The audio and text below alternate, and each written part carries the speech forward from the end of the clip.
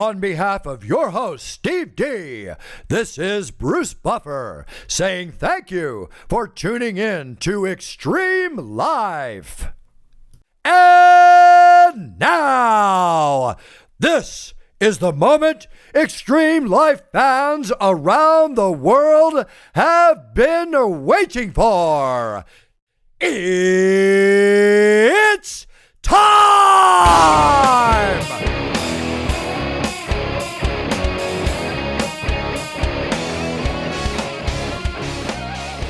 Hey, this is Steve D. I am here today with Tony Scarecrow Ricci. And you notice I threw that out there. I had to. From Long Island.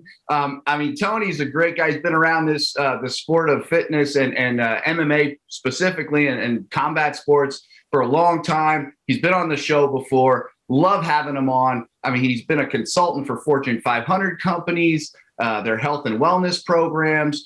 I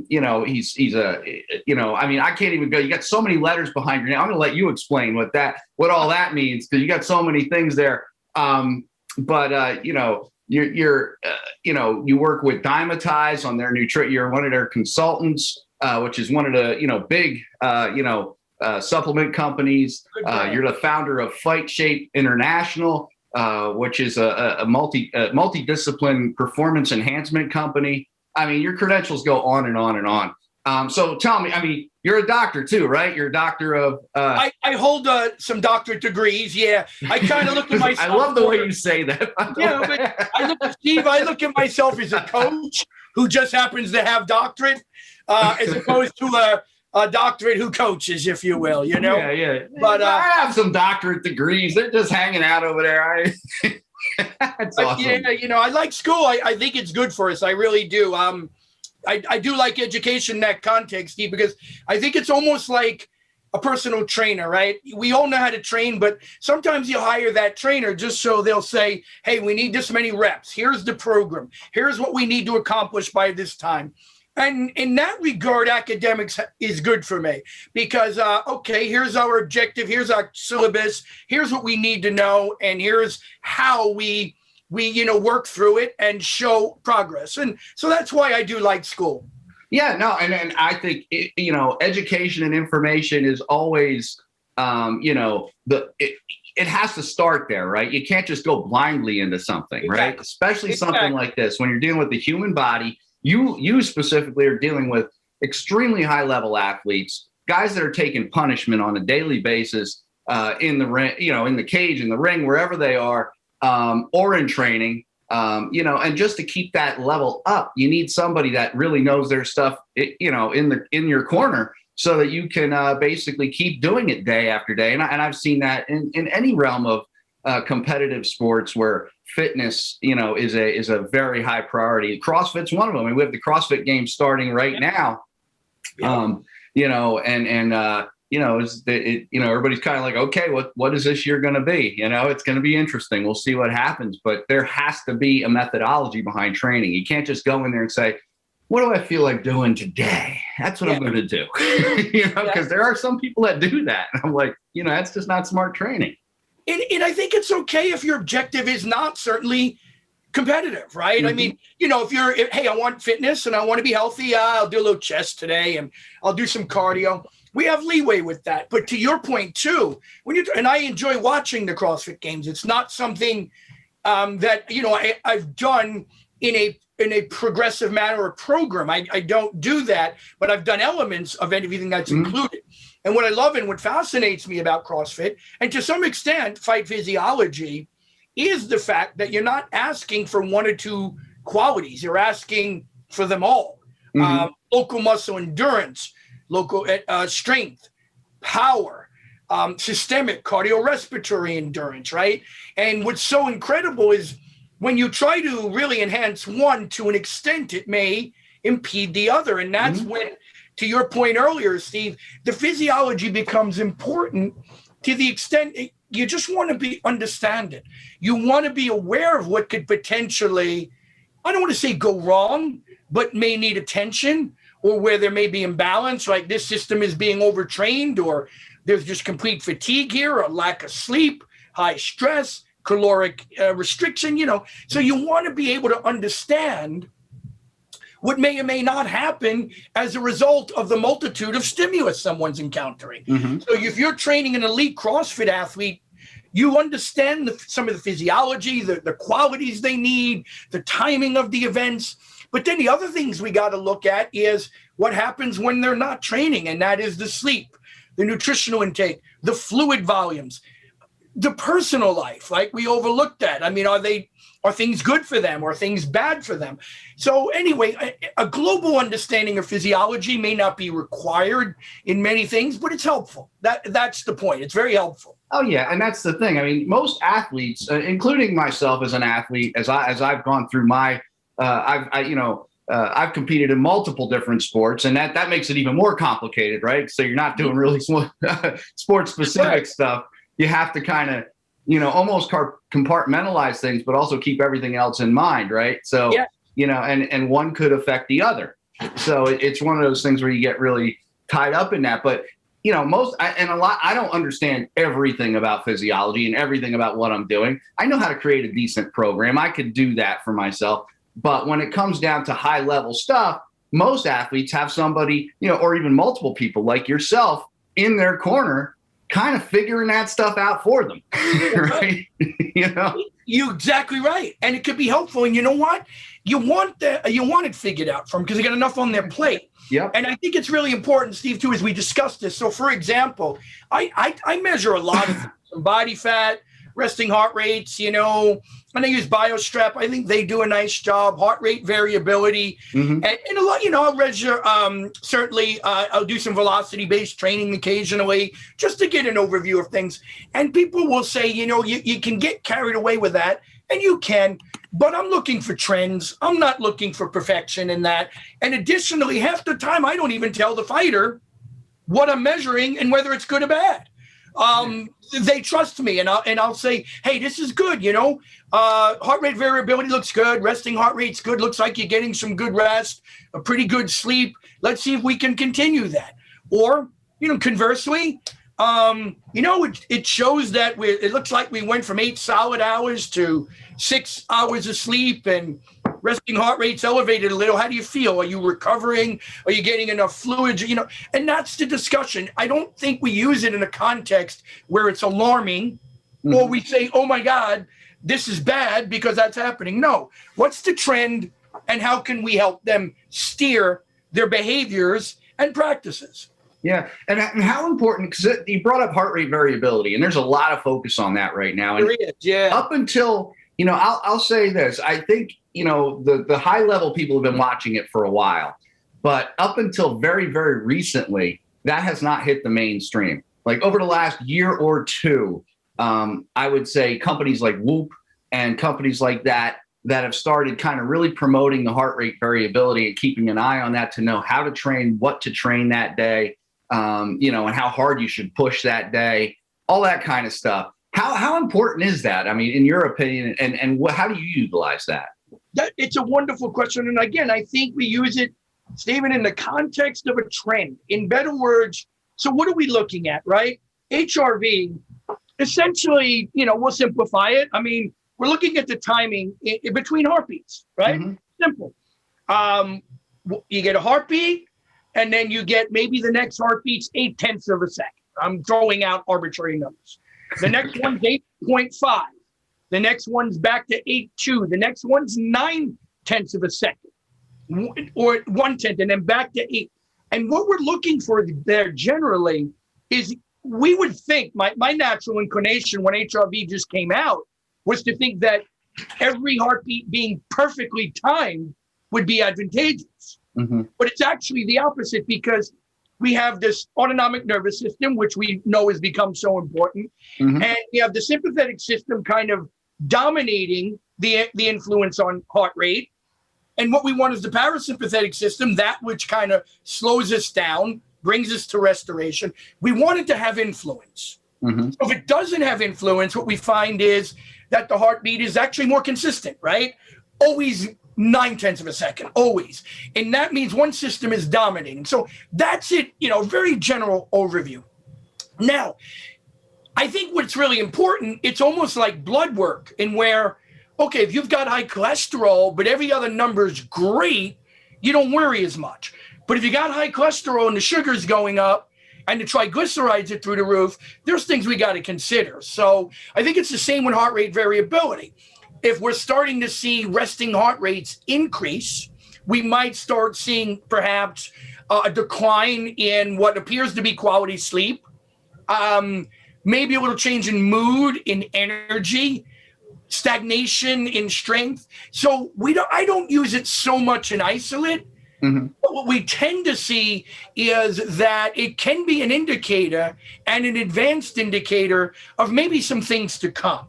So that's really what we do, right? It's an adjustment. It's not, oh my gosh, it's an adjustment, you know? Yeah, it's kind of like a pre-warning, kind of like, it's almost like when you're steering a boat, right? You're going to try to anticipate the turn, right? Is that kind of, I mean, does that put it into perspective, right? Particularly on a rough sea, right? You got to take it on the beam. You got to kind of say, okay, this is going to go a little sideways for a second. So I need to switch things up a little bit. That's a good analogy, actually. Okay. It is, because there's an adjustment. Yeah. Right?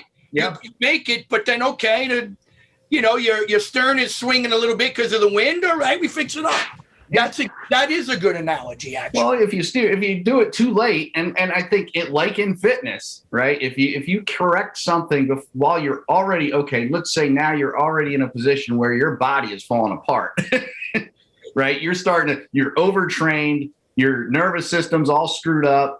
You're just not in a good spot. Now you got to go into a competition, right? And it's too late to really, you can make some corrections, but you're only going to be able to do so much. Right. That's a beautiful point, particularly at the elite level. We don't want to play catch up. A lot of what we're doing by looking at a resting heart rate or sleep quality or HRV or, readiness in the nervous system, what velocity base, whatever it is you like, and what you think is a valuable metrics. What we're doing, Steve, is we're preventing, it's managing liability. Mm-hmm. So I say this often. A lot of my job is to prevent things from going wrong as much as it is to ensure that they can go right. Because there's never any insurance in either direction. You don't offer insurance on that? We're just like Liberty, or I'm like Geico, right? You got insurance, and we're trying to prevent things from going wrong, actually, a lot of times. So your point is well taken. Catch them early, catch a trend, and rightfully address it and see what the athlete's feedback is on it. Never with alarm, especially early. I don't do it with alarm, but hey, here's some things to look at, right? No different than a skill coach saying, you're throwing your overhand right, you're a little wide. If we put it inside, we might get more power. Same thing. Yeah, and just make the adjustments and make small adjustments rather than having to try to make very big adjustments later on. Even better point, right? If you get it early, you're turning a screw and not using a hammer. You're absolutely. Yeah, you're not going, way off. And then you got so many more things to correct, because by that point, it's like dominoes, right? One falls apart, the next falls apart, the next falls apart. And we see that all the time, in high level fitness, right? When you're doing extremely, a lot of guys are doing, really high volume workouts, right? They're very high volume, especially in sports like CrossFit. And I know in MMA, it's like you're training in the morning sometimes, and you got a PM session where you're going to be doing other types of training. So you're doing AM, PM work, which, generally takes a hell of a lot out of you. It's a lot easier for younger athletes, I think. But, when you get into even, anybody, your body eventually takes that punishment and falls apart if you don't take care of it and make the adjustments and dial things back a little bit. I told a friend of mine the other day, you can't lift to failure every day. It's just not good for you. You're right. And you don't have to. You're getting different objectives or hitting, you don't have to. And no athlete does. No. Right? The baseball season is not 12 months, nor the football, nor the basketball. You have to, it's cliche, but it is a yin and yang. The tide goes in and it goes out. And that's how the universe operates. Yeah.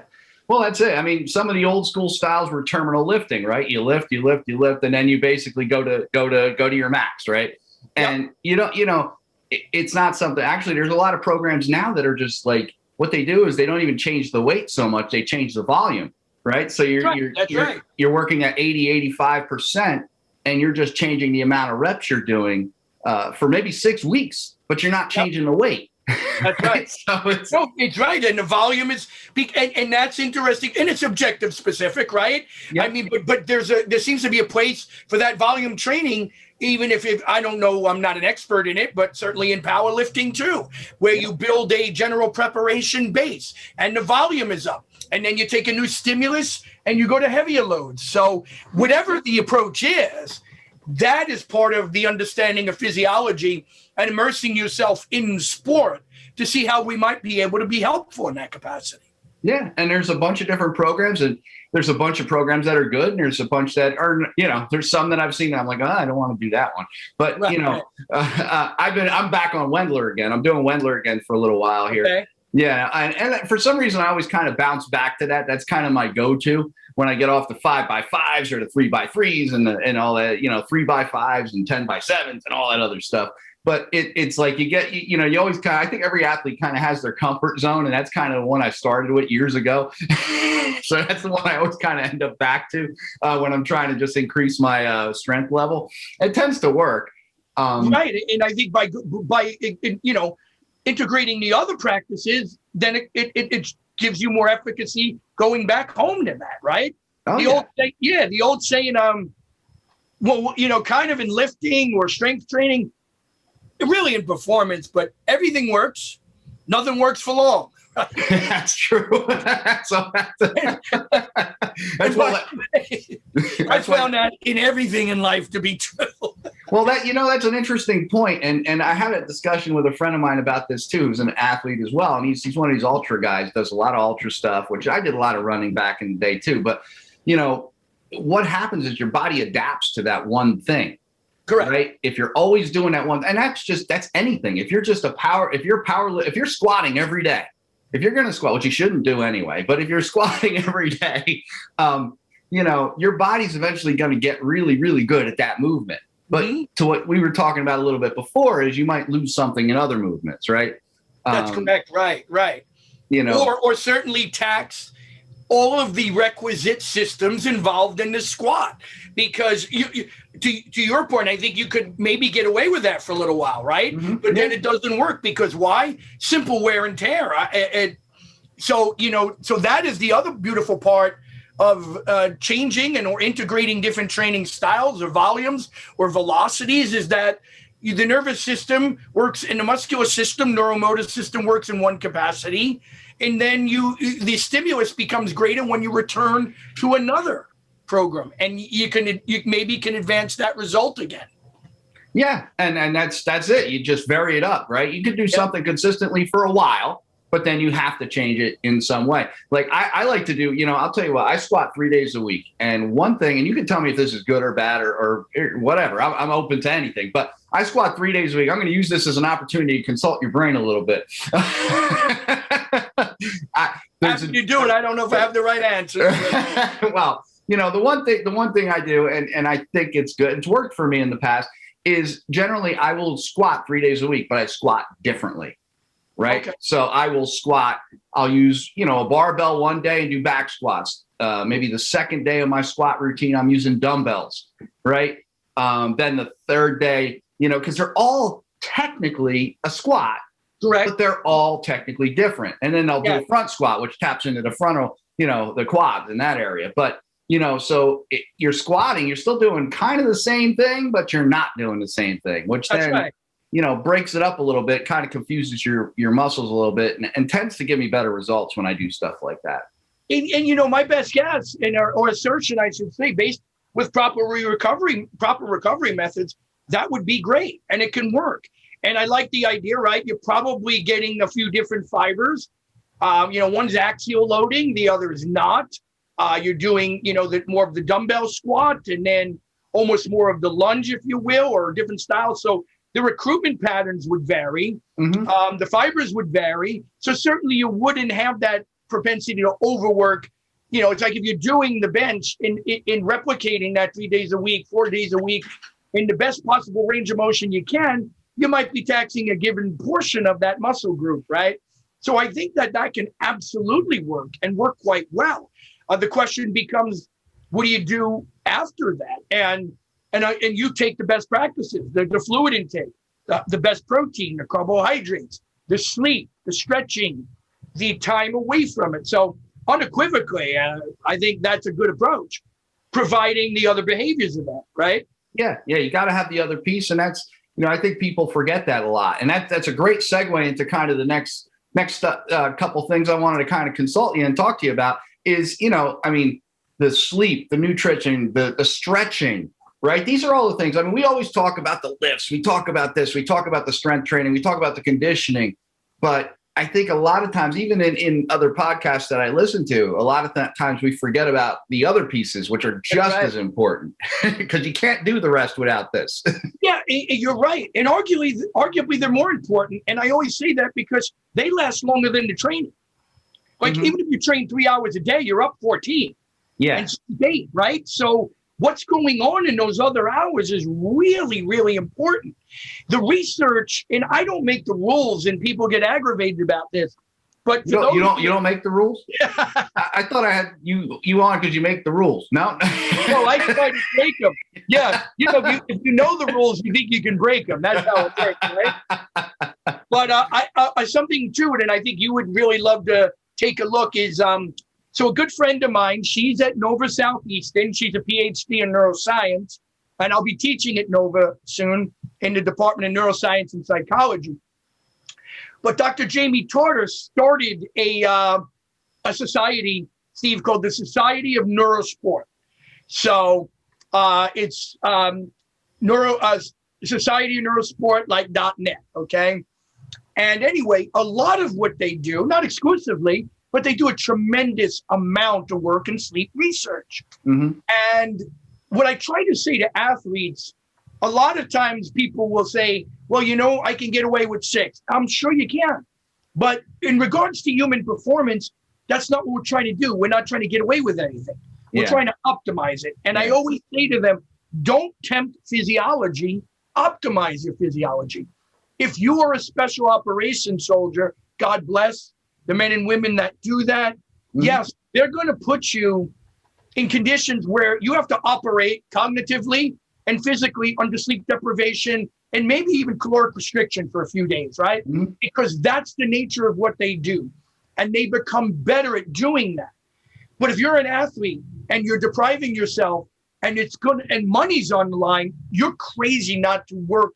Sleep matters. And that's what I mean by I don't make the rule. First of all, everyone knows the vast majority of recovery occurs during rest. The other thing that I hypothesized when I was a kid was, because I learned it on myself, was that, okay, if we're learning a new motor skill and you're learning a new kick, you're practicing that during the day. But the patterns on how to properly throw that kick are constructed while you're sleeping. Mm-hmm. So you're learning at night, right? You're thinking during the day, but you're learning at night. And that, to my point, is now we've just learned everything's involved. If you want to be better at your skill, you got to sleep. If you want to be better physically, you have to sleep, and mentally. So I don't know what the optimal hours are for most, but most athletes, Stephen, are not getting away with less than 8. Or I should say this, they won't optimize their performance in less than 8. Everything that's positive happens at rest. Yeah, no, and I couldn't agree with you more. I wish I got more sleep because I'm definitely I would probably drive you guys crazy over there because I don't sleep much. What's your number per night? My number per night, probably anywhere from 5 to 6, give or take. Yeah. And with your training intensity, it definitely screws me up. And I love the way you put that. I love the way you put, we're not trying to get away with anything, because I hear people say that all the time. I can get away with this. I can get away with that. Right. Well, you can get away with robbing a bank maybe once, maybe twice, but you may not continue to get away with that for a long period of time. Very good point. And great point. And when there's money on the line, seriously, like if you think about it in the UFC, right? Maybe you're the champ. So you get a champ fight for maybe 500,000. I don't, depending upon the contract. Yeah. but you're not sleeping, you're not optimizing your performance. I can get away with this, and then you lose that. Well, now your title defenses are significant. Now that you're not in a title defense, you're going down a little bit in pay, right? You lose money. You lose a lot of money. And sponsorships probably too. There's another good point. Why would we jeopardize that? So sleep becomes so valuable. And there's a good friend of mine, I think she's a major in the United States Army, Dr. Allison Brager, Bager. And she does a lot of the work. You can look her up. Shout out. I'll check it out. Allison Brager and Dr. Jamie Tartar, Tartar. They're both brilliant scientists, and they're doing wonderful work in why sleep matters. And they're both military population, by the way. That's great. Former Army. Former Army, and Allison is current. So he's still in the Army. So that's phenomenal because, the military has always been they've been in interesting places with fitness, right? That's right. You look at some of their old methodology and it's like, okay, some of that was really good at the time. And then you look at some things that kind of happen. You're like, all right, that's not really so great. Depriving people of sleep for long periods of time. I get it. They got to be able to function under those conditions. But, so it's really kind of interesting to see the studies that they're doing. I'll definitely take a look at that because that's really interesting to me. You'll enjoy it. Yeah, sleep absolutely matters. Like I said, I wish I could get more. I could get away with 5, though. I'll tell you. How long? I don't know. How long? There you go. Exactly. That's the question. And the interesting thing is, so one of the things I wanted to talk to you about too is the CNS, central nervous system. How important is that? What role does that play? Because I hear a lot about it, especially in the CrossFit community nowadays. You hear a lot about, I know athletes that have said, oh man, I had to stop for a while because I screwed up my central nervous system from just overstimulation all the time. Right. And I think that goes back to what we were talking about, Steve, with heart rate variability, right? In the sense that and the nervous system responds to the brain. And it's so phenomenal because nothing goes on really in the human body without permission from the brain. And if it does, it's usually not good. So what do we have here? We have the sympathetic system. And what does happen is you get a state of like chronic elevation over time. And that's the nervous system to an extent being fatigued. So if you are a CrossFit athlete and you are training very intense and you're underslept a little bit and you're underfed, not optimally, right? You have another stress in life. Well, what happens? In order for you to effectively train, you're going to be tired at times. You're going to be mentally a little fatigued. So you need to incessantly keep the body elevated, really, and the brain elevated in order to navigate through that. So you're constantly working in a state where you're getting insufficient rest and restoration. So the body kind of elevates the sympathetic system in a sense where it becomes a little chronically high. So let's just say the optimal sympathetic nervous system level is 5. You're kind of sitting at a 6 and 7 all the time. And the problem with that becomes you don't get rest because you're not going back to 5 very effectively, particularly if the sleep is absent and the diet's poor and the stress is high. So what happens with nervous system fatigue, it's almost like this. The good athlete and well-conditioned athlete can go from 0 to 60 and then immediately 60 to 0 if they need to, right? When the nervous system starts to become fatigued, it's almost as if you can never get below 20 miles an hour, but you never hit more than 45. Okay, so you can't optimize the 60 and you never get down to that 0. So that's kind of a sympathetic dominance and the fatigue that can occur in the central nervous system, right? So that does happen and that's legitimate, but it usually is multifactorial. It can be the training, but I also see it a lack of fun in life, sleep in life, water, food, diversion occasionally from your goal, which we all need. Mm-hmm. Yeah, so that's kind of where that, and then of course there's substrate fatigue. The nervous system uses glucose. It utilizes other substrates too, but just like anything else, just like the muscle can burn out of glycogen, if you're not eating well over a week, the nervous system does the same. Yeah. So what I hear you saying is kind of like it's a balance issue, right? Absolutely. In most cases, it's your life. And I'm a big balance guy. I love talking about, life and work balance and all that stuff that, kind of goes in, because you got to put in the work. Hard work pays off. There's no doubt about that. Hard work matters, but hard work matters only if the rest of your life is in balance. I agree with that. Yep. Because if the rest of your life is way out, then exactly what you're describing. That's a really cool way. I never thought of it that way, that your body never kind of drops down enough to get that full, rest that you need, right? Your body never goes under 20 miles an hour. So it's kind of like if you were just running let's just say you were jogging constantly, but you couldn't stop.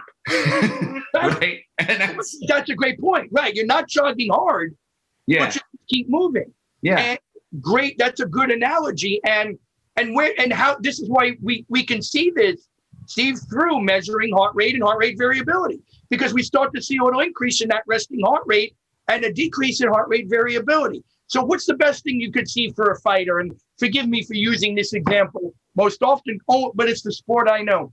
They go in, they have a round, they throw a bunch of punches, they keep up a crazy pace, and then they come to the bench and they go, and immediate recovery, right? Yeah, they're dropping down. Yeah, that's life.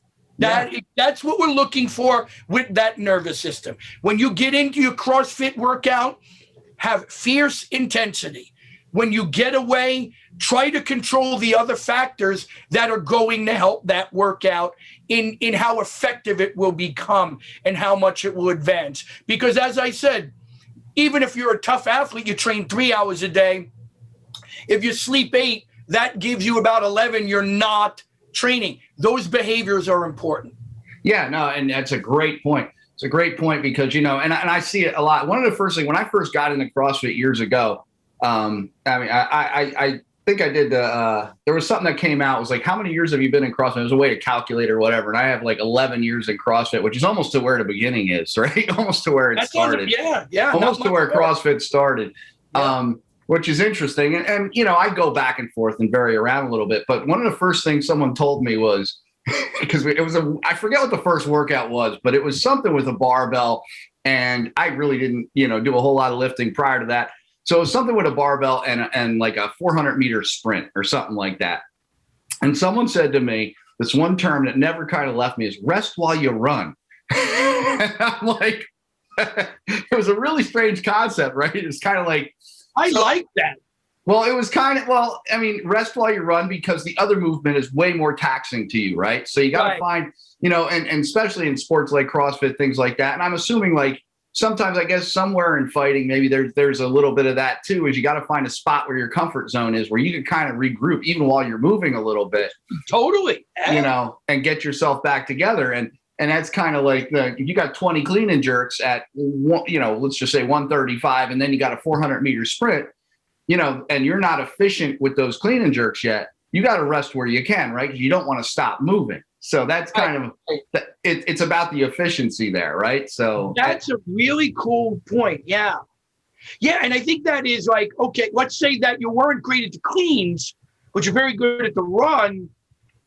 I mean, so mentally, you're getting rest because, okay, here's my strong point. Let me focus. Good. And while you're doing that, all right, we're gonna improve that clean. Everything's gonna be good. So yeah, you rest from the stress of it, and maybe some positive talk. I know it's hard when you're running hard in your own brain, but yeah, that's a pretty cool concept. Really is. It is, and I've used that throughout. Like, there's certain movements I'm very good at, and there's certain ones I'm not that great at. So whenever I see a workout that comes up, and I'm like, okay, this one I'm just gonna, I'm gonna have to figure out how to get some air here, because over here I'm not gonna have any. And right. You figure that out. So what your choice is basically this: if I'm really good, let's say I'm really good at running, but not so good at another movement that's in the workout, and I know that movement's going to tax me out, I have a choice. I can either really gun the run and struggle through this other piece, or I could dial back the run a little bit and advance the other quality and stay consistent in the other quality. Right. So these are sometimes the choices we have. And I'm sure that's, the same in just about any sport where you get to certain things you're going to be really good at and certain things, you're not so good at. Right. So. And you see that in MMA, if a guy's a little tired on his feet and he's a great wrestler, what's he going to do? He's going to try to get to the ground, hold the base, and he recovers there. Yeah. And I've even seen that. It is anecdotal. I would love to run studies on this, but I've even seen that where, people that are really home on the ground in sparring will go at a torrid pace in their heart rate because I'll wire them up. It's hard to hold that monitor, but I have shirts that can, at least increase the chance of that. But I'll wire them up and they'll be 130 beats a minute on the ground at a torrid pace, right? Maybe higher if there's a lot of locking up and Valsalva and constant tension. But then they'll stand up and nothing's going on, but they're not a great stand-up fighter and their heart rate's 160. Yeah. Because they have to rest when they're on the ground. Yep. Just like you have to rest while you're running in your analogy, as opposed to the queens. So, I think every athlete utilizes that moment of strength in order to regroup or catch a rest. Like in football, if the team's a good running team, all right, well, we tried a couple of passes. They're stuffing us. Let's get back to our running game for a little bit, right? Yep. So no, it kind of goes with that whole comfort zone and figuring out how to make it work for you. And then, like I said, I think that's just part of training. It's knowing your body, right? I think, that's another thing people I think don't do enough is listen to their body. The other day I went down to my garage where I work out a lot. And I was like, on my schedule was heavy work. And I was like, I walked in and I'm like, man, I had a tough day all day. And I was just like, you know what? I don't feel it. So what did I do? I dialed it all back. I dropped the weight down. I dropped everything down. I said, I'm still going to move. I'm just not going to move the way I intended to move today. Exactly. And you got to and you're still improving. Oh yeah. Right? You're still doing something. Right. And what you've done is you've connected a bridge. So this workout, let's say it was great. Here's another one that's going to be great. But this one in between wasn't its best. So what? You built a bridge to the future workouts, as opposed to there being, you have to stop and regroup. And I think that kind of auto-regulation is really important. And I agree with you that I don't think we utilize it enough, but I also do think it takes a good deal of training experience with oneself to understand when that has to happen, right? Oh yeah, because when do people get hurt? When they're overtrained. Yeah. Right? Either two times when athletes get hurt at very low level, when they're just starting out, they don't really have the techniques down yet of whatever sport they're doing, or at a high level when they just keep training to a very high degree, high intensity all the time, heavyweight. I've seen Olympic lifters over time. I mean, why do people get hurt? I mean, I know people who've broken their back not because that one lift that they did, it's the hundreds of lifts before at too much weight. Good point. Absolutely. that they did. Right. It's like saying, I got 40,000 miles on my brakes in my car and you need new brakes. And somebody says, well, what did you do when you stopped? What time did you stop on them that you need new brakes? Yeah. It doesn't work that way. There's 40,000 miles that may have contributed, right, to that one time where I did jam and they're worn out. So that's a really good point, because then you find yourself getting hurt on the lower intensity because of the lack of recovery. And that's it. I mean, the body is really very well prepared. And I say this to my students at the university. When you think of how good we are adapting to training stimulus, it almost makes me think training isn't good for us. It's obligatory. In better words, look how it's like, of course it is good for us. Don't get me wrong. Yeah. But I say to my students, is exercise good or is it required? Is oxygen good for me? I don't know. I know one thing, I can't live without it. Okay. Yeah. No, you're not living optimally without physical activity. When you look at the cardiorespiratory's capacity to adapt to aerobic stimulus, the neuromotor, I mean, it's absolutely phenomenal when you look at how the body adapts, how each fiber type adapts, how the the changes at the nervous system, where the myoneural junction, where it communicates with a muscle.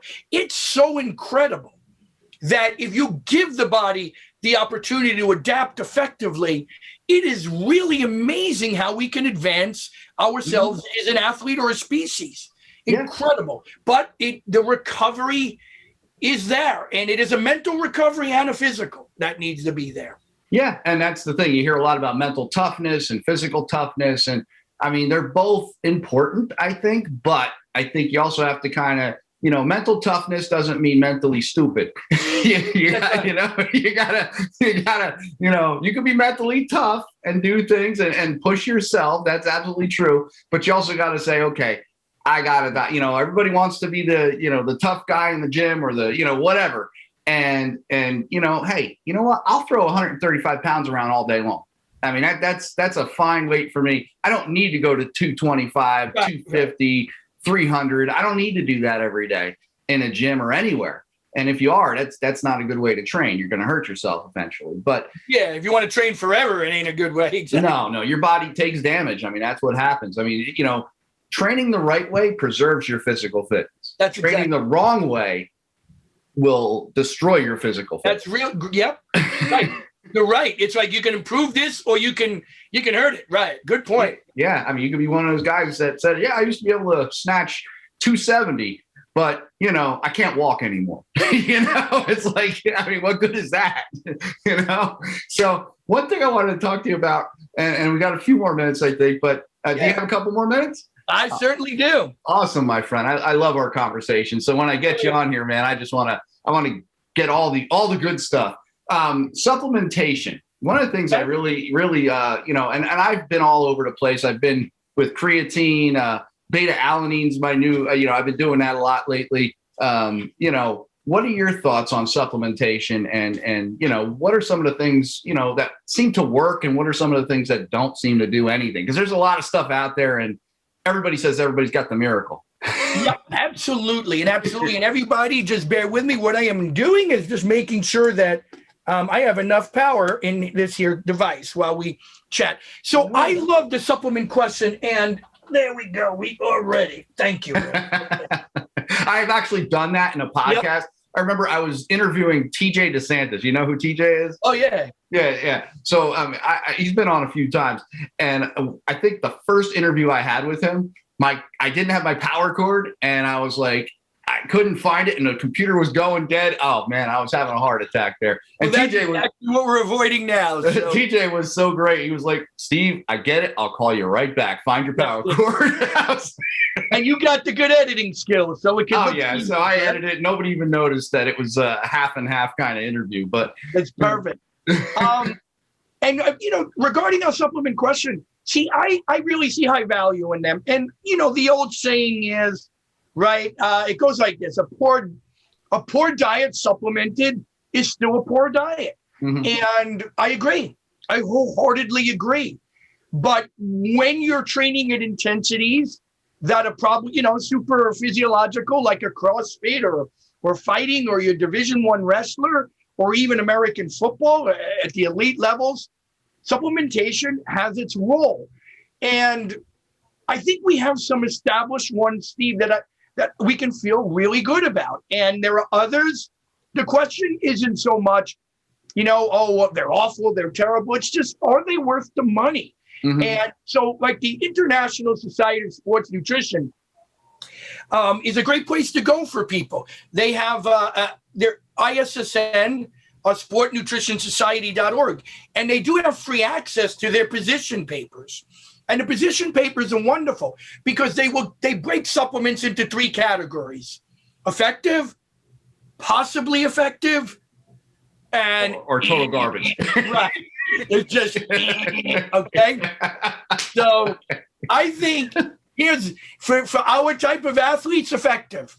Obviously, protein is essential. And the reason why it is so essential is we don't have a storage pool for protein. Mm-hmm. And we have to be on top of it every day. So I can put maybe an average person 100 grams of glycogen in my liver, maybe 300-400 average person glycogen and skeletal muscle. So you got carbohydrate storage. Wonderful. Unfortunately, the body doesn't seem to have a limitation on how much fat we can store, right? But no one ever says to you, you know, I need to get this protein off my waist by the summer, right? I would totally love it if someone said that to me. Somebody's going to. It's gonna. I promise you, somebody's going to tell us that it isn't adipose, it's protein on the way. That's coming. But so the point to that is we need to take that. So if you're a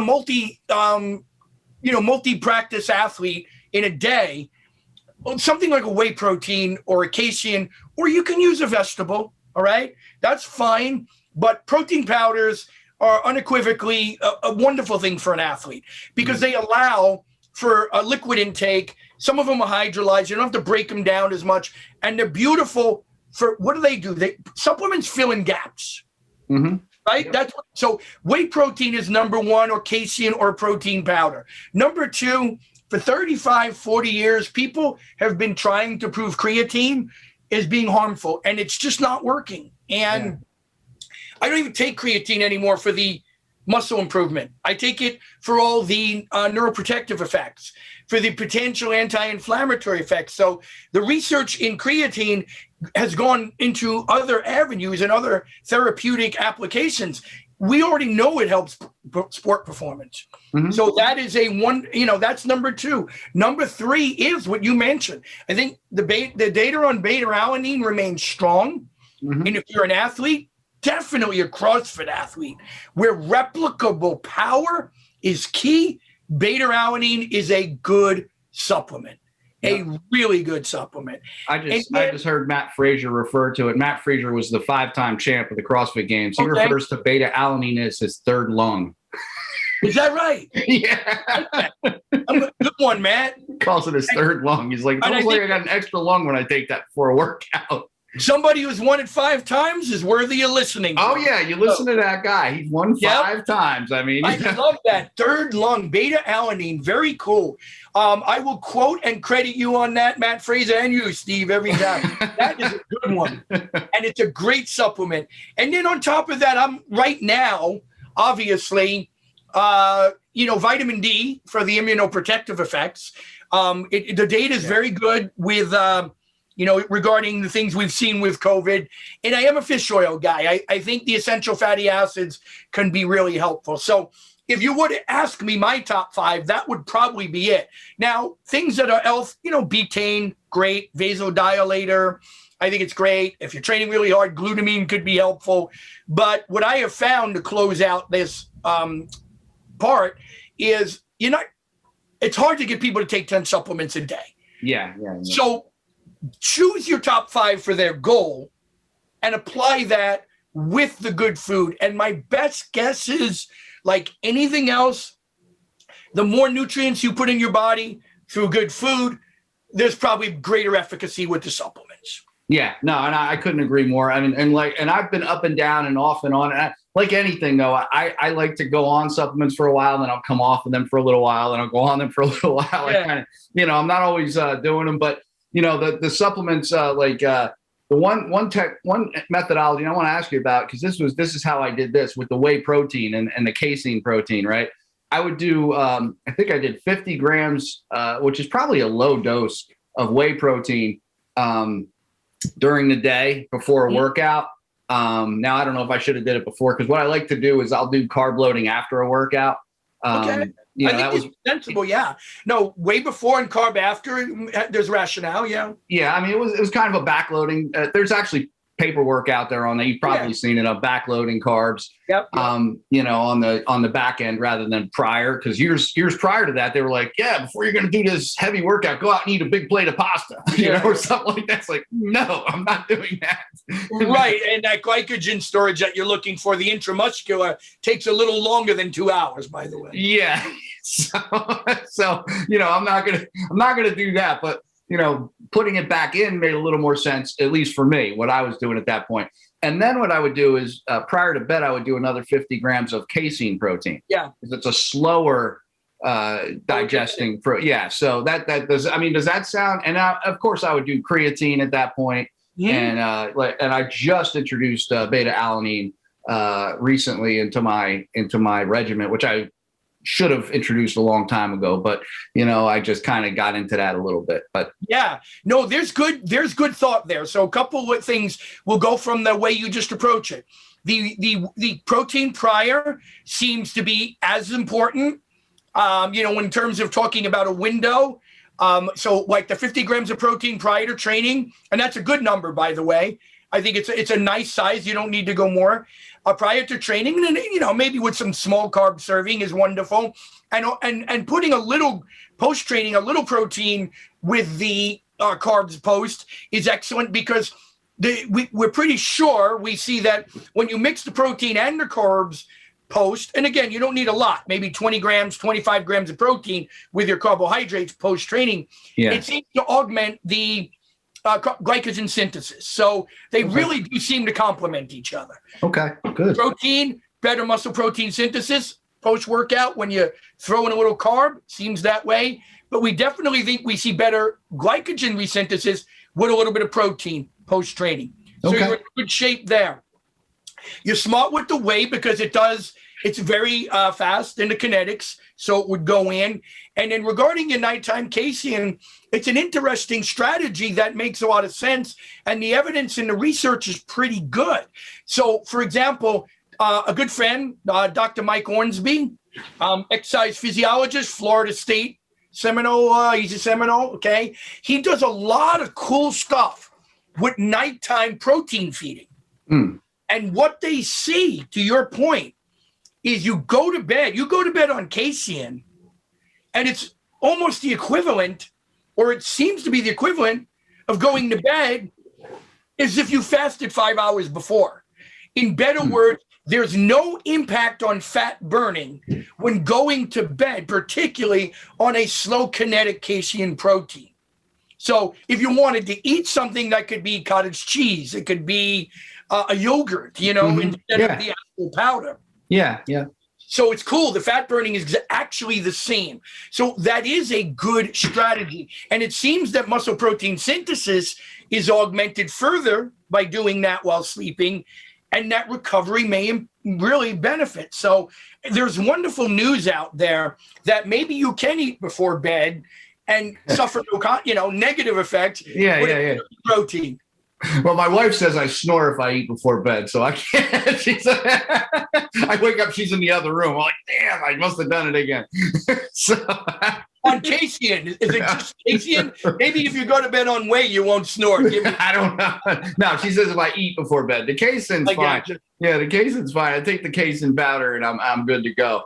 But if I eat something like real food before bed, she says it makes me snore. So she's like, so I try not to do that now. But the casein, is definitely something I'm probably going to get back on soon. And do that again for a little while, see how that works for me. Just a note, sorry to interrupt, but with your training intensity, I think there's great value in you doing that. I really do.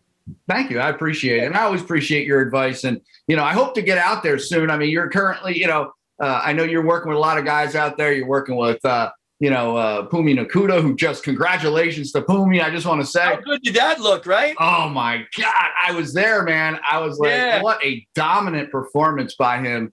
At CFFC 92. I think we're going to see that kid's going to be. He's going to go somewhere. He's going to be in a UFC problem real soon. Yeah, I agree. I couldn't agree more. I just he came on the show a while back. I want to get him back on again. He's like I said, great guy, great performance. I was there, and the performance was just like. Yeah, I don't know. He just knew what he was doing. He had a strategy. He stuck to that strategy and really just kind of dominated that whole performance. I mean, there was no question in my mind when that went to decision who was going to get it. Yep, and he's so poised out there too, isn't he? Oh yeah, he was confident. He did a great job, phenomenal job. So it was awesome to see. Law MMA now has 2 belts there. Currently, right? Yeah. So that's awesome to see that, man. And he's a wonderful kid, and you can't help but root for him. So. Oh yeah. No, I was. The whole reason I went was that night was because I was like, all right, well, you know what? He's a great guy. I want to go there and support him. So we went down there, and It was actually pretty cool. I mean, I don't know if have you been down to CFFC since they started bringing people back in? No, I haven't been. So I've been to many CFFC, but they're doing a really, and this is a genuine plug to you, CFFC. They're doing a nice job, aren't they, with their show? Oh, they're doing a phenomenal job. I'll tell you what they did was they have tables set up, and you buy a table and you could hang out, and you know, the thing is they took that approach where, you know, restaurants could have people in, you know, whereas you can't have people at events, but you can have people in a restaurant, right? So you got to get a table and you got to order a meal. Yeah. And you're able to watch the fight, right? So it's kind of a really cool concept. It was really out of the box thinking and really cool thinking that they did that. And they do a really great job at it. I had a great time. And I've been to 2 of those now where they've done it that way. Wonderful. And I was talking to Ray too. They're getting some really good kids to come a long way to fight in their fights. Oh yeah. Yeah. There was a couple people that traveled across the water, man, to get there. So right. It's like it used to be very regional, but now you got kids coming in from all over to fight that card. Yeah. Well, I think, you know, you have a couple things going on. It's a great card. It's actually, I love that promotion, to be honest with you. I think it's a really well-run promotion. They do a great job. They're on Fight Pass, which definitely helps. Yes. And then you have, over in Europe, they don't have anything going on right now. I mean, everything's kind of dead out there, unfortunately. So everybody's got to come here if they want to do anything. The other question is, can they get over here? You know, so that's the whole thing. But yeah, I think there's a lot of things helping it, but I think CFFC is only going to get better, only going to grow as a promotion because it's such a great promotion. I enjoy Happy going to there. hear it. Yep. Good. Another one, PFL is another one I think is going to get bigger. I think they do. Yeah, I agree with you. I've enjoyed their tournament format. And they've put together nice shows. I've been to a couple. They're doing good work too. I agree. Yep. And Invicta FC they're always great, but Invicta FC, shout out to Shannon Knapp, who is got some cool things coming down the road too. So, you know, there's a lot of cool stuff going on in the fight world. And hopefully once we clear this pandemic, we'll be able to really kind of go into a renaissance of a sorts, and of course the UFC is always the top dog. But exactly. We're hoping for a remake of the Roaring 20s, right? The Roaring 20s were 100 years ago after the Spanish flu. Maybe we'll have a Roaring 20s here. We're in the 20s, 2020. Yeah. There you go. So we're going to have another Roaring 20s. Well, If you look at the history of pandemics, if you go back, and I did some research here, they're all 100 years apart. It's like, what the hell happens at 100 years? It's almost a century to the dime. Yeah, every single one of them. Every one of them. Yeah. Yeah. And, you know, one of the biggest problems is it's exactly 100 years. So really nobody's around to tell us what they did wrong in the last one. So we keep screwing it all up again, right? That's a great point. And you're absolutely right. And I think one thing we've learned now as we close out today in terms of health, you know, and again, I say this as a concern for us as a culture, not as a judgment. We got really hurt because of the comorbidities, obviously, and we need to become a healthier nation. And I'm not saying that if someone works out and stays in great shape, it's guaranteed immunity. It is not, but it certainly helps the chances that the treatments would work more efficaciously. And, you know, so everyone that I know that unfortunately we've lost, they had a pre-existing condition, and even the tough studies showed that, look, obesity remains the number one cause in the severity of symptoms. So, and my point to that is 100 years ago, even if we kept record, obesity would not have contributed because no one was. Yeah. So we know the negative effects of having that poor health, and we have to do something about it. Yeah, and that's a great place to kind of close out. You know, and like I said, you know, and I hope we do have a renaissance going forward, and things change. And that's another thing, you look back at history. Anytime societies have gone through very, very difficult times, usually following those difficult times is a period of renaissance. So that's another interesting piece that you can learn from history, which is why we I could go on a whole history rant, but I'm not going to do that. Why we need to preserve history. I think you and I are on the same page there. Oh, yeah. I can say unequivocally, unambiguously. Yeah. So, hey, listen, I appreciate you coming on again. Very interesting stuff. I can't wait to get this podcast up. It's going to be, like I said, I think you always have a wealth of knowledge and a wealth of information. I love talking to you. I can't wait to get back out there and train with you guys again. Yeah, sometime soon. I'd like to come train with you. I see you doing amazing things. You're doing a lot of band work, which is I didn't really get to talk to you about today, but we'll get you back on and talk about that, weight cutting and all that stuff I didn't get to today. But always happy to come back. Really, I love having you, man. So listen, thank you again. Have a great. Is there anything you want to plug? Anything else you want to put out there? No, just I would like to say thank you to you, and I enjoyed this. And but I would encourage everybody, check out the Society of Neurosports. Mm-hmm. I think you'll love it. It's a marriage of exercise science and neuroscience. And I'm not a big PR guy, but I'm on Instagram where I do some of my stuff, and it's my company name, Fight Shape, and married to my last name, Fight Shape Ricci. So you can give me a follow there. Absolutely. And everybody check this guy out. Definitely follow. Definitely, follow him everywhere. All that stuff and all the social media that he's on, because he's posting some really cool things and some cool exercise stuff and just a really wealth of information and knowledge. I really enjoy, following you myself. So anyway, thanks, Tony. I appreciate it, my friend. I will see you soon. See you soon. Keep up the extreme lifestyle. All right, brother.